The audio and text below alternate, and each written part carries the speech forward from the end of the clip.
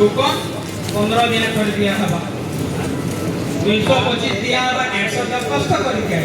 उते चासी 225 एमएसके आ प्रोस्टार दिया लेबा जन बोनस का आपण मान नहीं गिरा नहीं जन कर यदि आरो तरफ से स्पष्ट है कि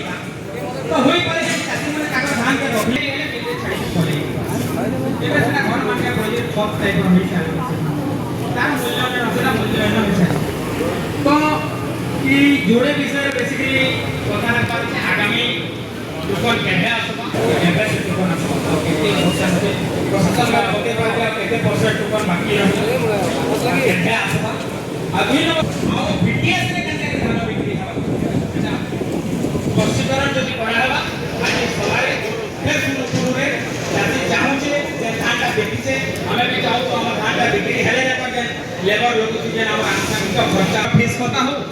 कि आ काहे काने गिनबार पता हो आ जहां किछि हो हमें धान के अपेक्षा करी जदि धान तक बिकमु